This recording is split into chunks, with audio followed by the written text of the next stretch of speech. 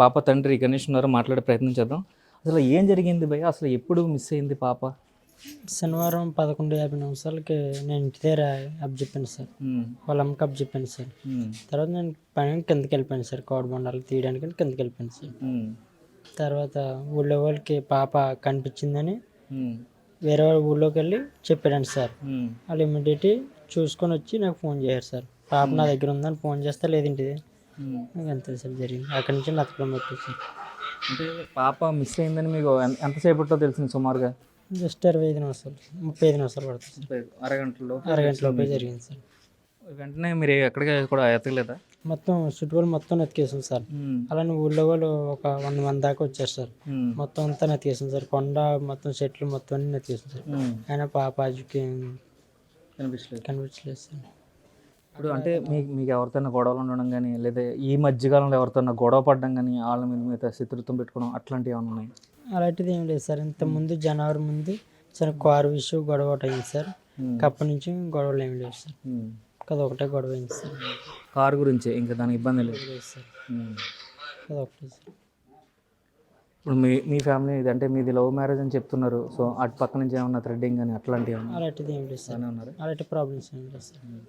మీరు చెప్పండి, అసలు పాప అసలు సాధారణంగా ఎలా బిహేవ్ చేసేది? అంటే ఒక్కదే అలా తోటలోకి వెళ్ళిపోవడం అనేది ఉంది సార్. ఆ రోజు జరిగింది ఏంటంటే, మొత్తం చిన్న అమ్మాయి నేను కలిపి పక్కన మంచం వేసుకొని కూర్చున్నాం సార్.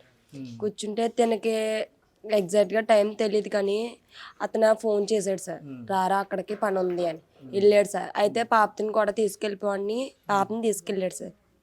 తీసుకెళ్తే నేను ఇంటికాడ పని చేసుకుంటున్నాను సార్. చిన్న అమ్మాయిని చూసుకుంటూ పని చేసుకుంటున్నాను. మళ్ళీ అక్కడి నుంచి తీసుకొచ్చాడు సార్. తీసుకొచ్చి టయానికి నేను చిన్న అమ్మాయికి స్నానం చేపిస్తున్నాను. 11:30 దాటేసింది సార్ టైం. అయితే అప్పుడు స్నానం చేపిస్తున్నాను. ఇదిగో అమ్మాయిని బుజ్జమ్మని చూసుకో, అలా వెళ్తాను పని ఉంది అన్నాడు సార్. ఉండమ్మ జాను అని నేను చిన్న అమ్మాయి స్నానం చేపిస్తే లోనికి తీసుకెళ్ళాను సార్. అప్పటికి ఈ అమ్మాయి పేచీ పెట్టేసింది. ఇంకా అమ్మాయిగా పెద్ద అమ్మాయిని చూసుకునే స్థితిలో లేను సార్. ఈ అబ్బాయి ఎప్పుడైతే వెళ్ళిపోయాడో వెనకాలే బండి ఎక్కడం చూసింది సార్. వెనకాలే పారిపోయింది సార్. నా అందరికి వెళ్ళిపోతున్నాను. నేనేమనుకున్నానంటే ఇక్కడే కదా ఈ మాడి చెట్టు ఉంది సార్, అక్కడే ఉన్నాడు కదా, ఈ అబ్బాయి దగ్గరికి వెళ్ళిపోయింది అమ్మాయి అన్న ధీమా మీద అన్న ఆలోచనలో నేను ఉన్నాను సార్. ఫోన్ చేయలేదు సార్. ఫోన్ చేసి అడిగిదామంటే బ్యాలెన్స్ లేదు. ఈ అబ్బాయికి ఫోన్ చేయలేదు, ఉన్నదేమో అనుకున్నాను సార్. అలా 10 నిమిషాలు టైం ఎంత అవుతుందో తెలియదు. 10 నిమిషాలు అవ్వచ్చు, పావుగంట, ఒక అరగంట అవ్వచ్చు.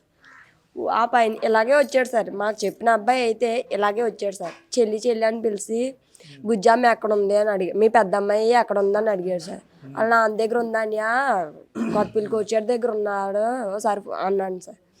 అంటే నేను ఒకసారి ఫోన్ చేసి కనుక్కో అన్నాను సార్. నా దాంట్లో బ్యాలెన్స్ లేదని, నువ్వే చేసి కనుక్కో అంటే నెంబర్ వాళ్ళ ఫోన్తోనే చేశాడు సార్. గణేష్ మీ అమ్మాయి నీ దగ్గర ఉందని అడిగితే లేదు, వాళ్ళ అమ్మ దగ్గరే ఉంది, నా దగ్గర లేదు, వాళ్ళ అమ్మకప్పు చెప్పాను అన్నాడు.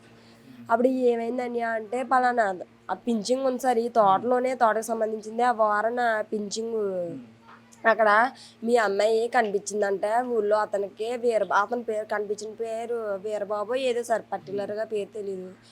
అతనికి కనిపించింది చెల్లి, ఏడుతుందంట మీ అమ్మాయి. అంటే నాకు వచ్చి చెప్పాడు, నేను గేదెలు కట్టుకుంటున్నాను, ఆ గేదెలు మానేసి వచ్చి నెదుక్కుంటూ వస్తున్నాను నీ దగ్గరికి అన్నాడు సార్.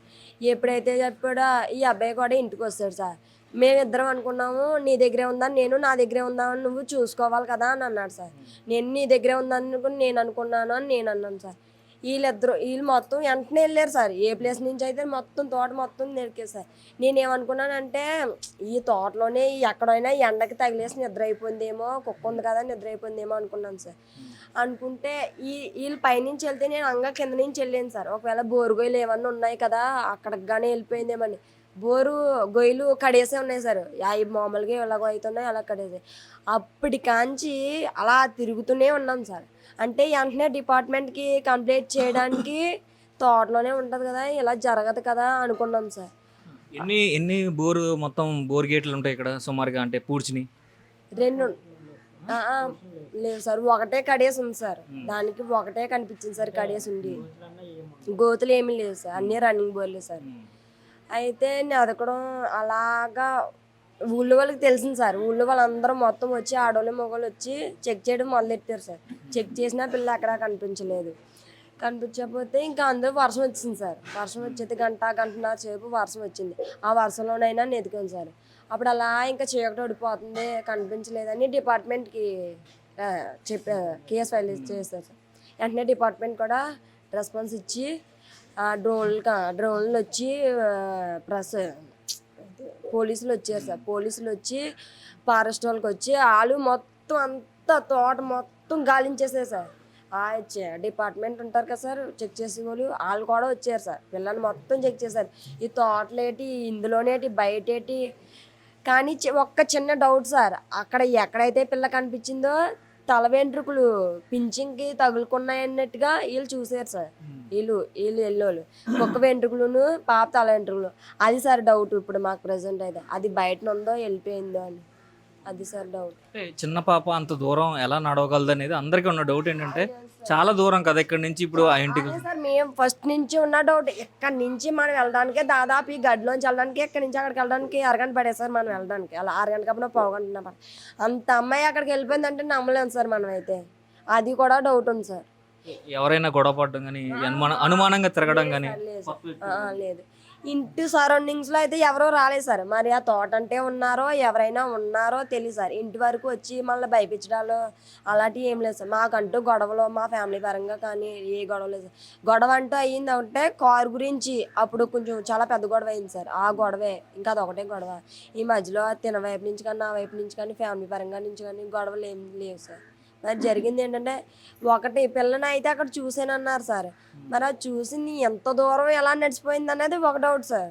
మరి ఏం జరిగింది చూసిన అతనితో మీరేం మాట్లాడలేదు? అడిగితే ఇక్కడే ఉన్నదే నేను చూశాను, కుక్క వచ్చేసింది ఆ మీదకి వెళ్ళిపోయాను అన్నాడు. అతను మళ్ళాగా అంత తెలివైనోడు ఏం కాదు సార్, కొంచెం అమాయకత్వం. లేకపోతే అతనే తీసుకుంటే సరిపోను సార్. అతను కొంచెం అమాయకత్వం వల్ల అతను వెళ్ళిపోయాడండి సార్. మరి ఏం జరిగిందో తెలియదు సార్. డిపార్ట్మెంట్ అయితే వెంటనే రెస్పాన్స్ ఇచ్చింది సార్ మాకైతే. అయినా ఆజూకి డ్రోన్లు వచ్చాయి, అయినా ఆజూకి తెలియలేదు సార్. మీ ప్రెస్ వాళ్ళు, మీ మీడియా వాళ్ళు, మీ పోలీసులు, ఆర్మీ వాళ్ళు మీరే అప్ చెప్పాలి సార్. మీ డిపార్ట్మెంట్ వాళ్ళే అప్ చెప్పాలి. మా బిడ్డ కాదు సార్, మీ బిడ్డ అయ్యే మీ మీద ధైర్యంతోనే మేము ఉన్నాం సార్. మా బిడ్డను మీరే అప్ చెప్పాలి. మీ మీద ధైర్యంతోనే ఉన్నాం సార్. మీరు ఏం చేస్తారో మాకు తెలియదు. మా బిడ్డను మాకు మీరే అప్ చెప్పాలి, మీరే న్యాయం చేయాలి సార్.